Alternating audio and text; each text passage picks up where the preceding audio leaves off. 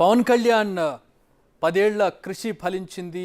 ఎన్నో ఒడిదుడుకులు, ఎన్నో ఓటములు, ఎన్నో సవాళ్లను ఎదుర్కొని క్యాడర్ని కాపాడుకుంటూ ఆయన ముందుకు సాగారు. ఎక్కడా కూడా మొక్కవోని దీక్షతో ఆయన ముందుకు కదిలినటువంటి పరిస్థితి, నిరాశ నిస్పృహలు దరిజేరనీయకుండా ఆయన 10 ఏళ్ల పాటు ముందుకు సాగినటువంటి పరిస్థితి.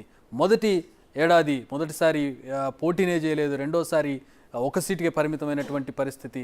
పోటీ చేసి కూడా 2 దగ్గరలో పోటీ చేసి సొంతగా ఆయనే ఓడిపోయినటువంటి పరిస్థితి. అక్కడి నుంచి ఈరోజు పిఠాపురంలో పోటీ చేసి సుమారుగా 70,000 మెజారిటీతో ఆయన గెలిచినటువంటి పరిస్థితిని, ప్రస్తుతం భారీ మెజారిటీతో ఆయన గెలిచినటువంటి పరిస్థితిని మనం చూస్తూ ఉన్నాం.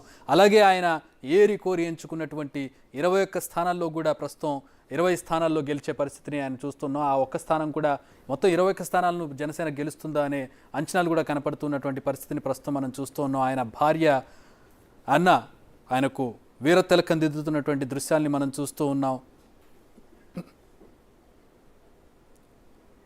పవన్ కళ్యాణ్ గత ఎన్నికల్లో తగ్గారు, అంతకు ముందు తగ్గారు, ఈసారి కూడా కాంప్రమైజ్ అయ్యారు. ఇటు బీజేపీని అటు టీడీపీని కలపడంలో ఒక వారధిగా బిహేవ్ చేశారు. 2 పార్టీలను కలిపి ముందుకు సాగినటువంటి జనసేన అధినేతగా చెప్పుకోవచ్చు.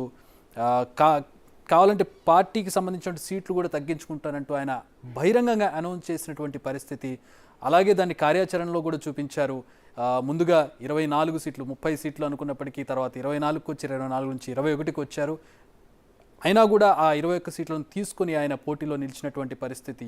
ఏది ఏమైనా కూడా అనుకున్నది సాధించాలనే లక్ష్యంతో ముందుకు కదిలినటువంటి పవన్ కళ్యాణ్ ఈరోజు అనుకున్నది సాధించారని చెప్పొచ్చు. ఆయన ఈరోజు టీడీపీ విజయానికి కావచ్చు, ఆంధ్రప్రదేశ్లో ఈ స్థాయి విజయం సాధించడానికి కావచ్చు, పవన్ కళ్యాణ్ కీలకమైనటువంటి వెన్నుముకగా మనం చెప్పుకోవచ్చు. కూటమి మొత్తంలో కూడా ఇటు బీజేపీని టీడీపీతో కలపడానికి కావచ్చు, ప్రతిపక్ష ఓటు చీలకుండా ఉండడానికి కావచ్చు, ఆయన సామాజిక వర్గానికి చెందినటువంటి ఓట్లు గంపగుత్తగా ఆయనకు పడ్డానికి కావచ్చు, తూర్పు పశ్చిమ గోదావరి జిల్లాలో క్లీన్ స్వీప్ అవ్వడానికి కారణంగా పవన్ కళ్యాణ్